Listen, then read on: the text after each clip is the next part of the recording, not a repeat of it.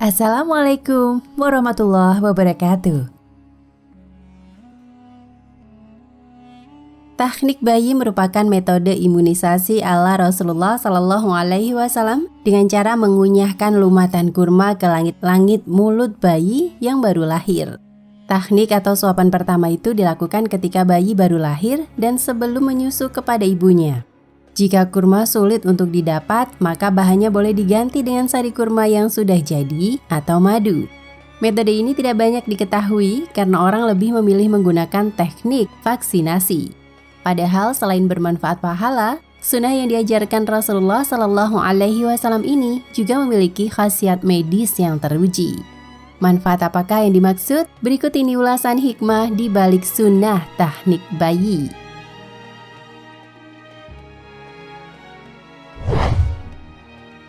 Bayi yang baru lahir rentan terhadap kadar gula rendah dan memiliki kandungan glukosa yang sangat kecil dalam darahnya.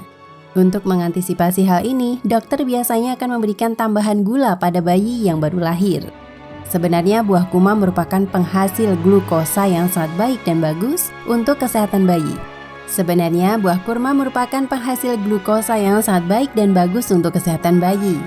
Mentahnik bayi dengan kurma dapat memperkuat otot-otot mulut bayi sehingga bayi akan kuat menyusu pada ibunya. Cara ini merupakan sunnah Rasulullah Shallallahu Alaihi Wasallam ketika ada bayi yang baru lahir. Seperti tertulis dalam hadis-hadis berikut ini.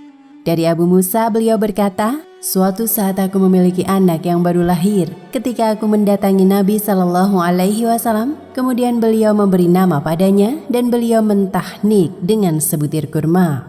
Hadis riwayat Muslim nomor 2145.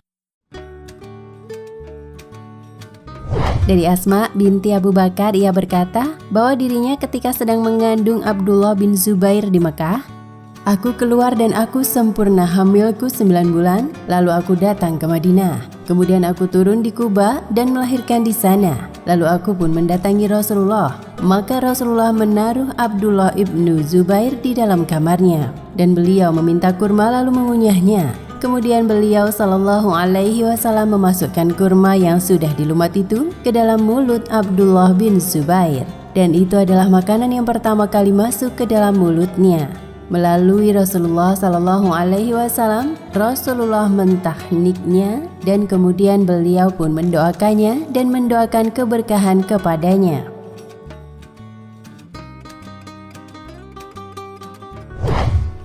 Masih banyak lagi riwayat-riwayat mengenai prosesi tahnik di zaman Rasulullah Shallallahu Alaihi Wasallam. Sehingga sebagai umatnya kita harus meyakini bahwa tahnik tersebut adalah suatu hal yang harus dilakukan untuk kebaikan bayi.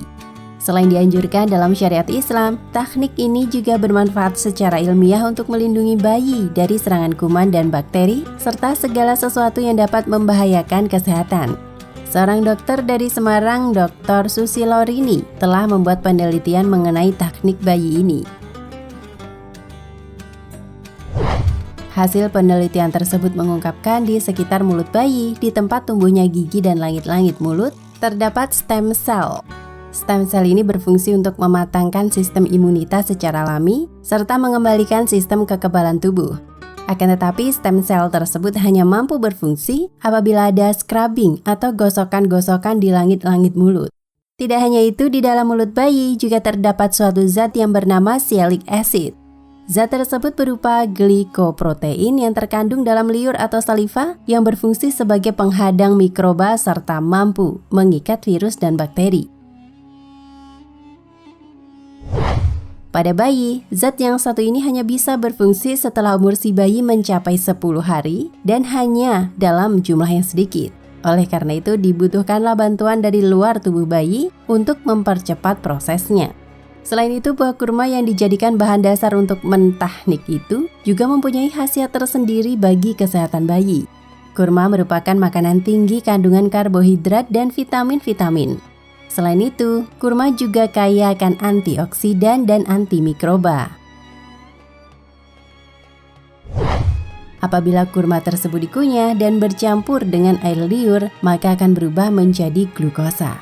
Glukosa sendiri sangat diperlukan untuk memberikan energi bagi sel-sel pertahanan tubuh yang belum matang pada bayi di hari-hari pertama.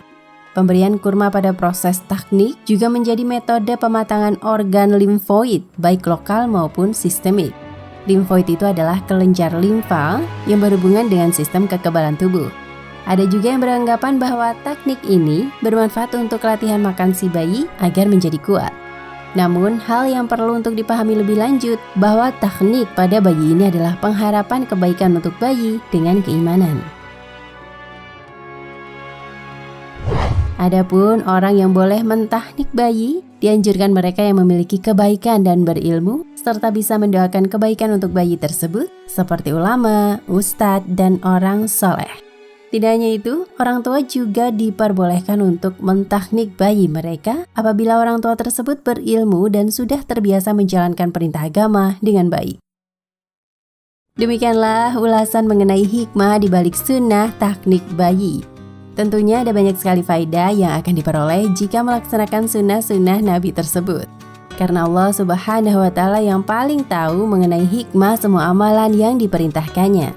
Semoga kita selalu menjadi hamba Allah yang bertakwa dan mengikuti semua perintah serta menjauhi larangannya. Wallahu a'lam bishawab. Nah, pemirsa Ensiklopedia Al-Fatih, sampai di sini perjumpaan kita kali ini. Semoga menginspirasi.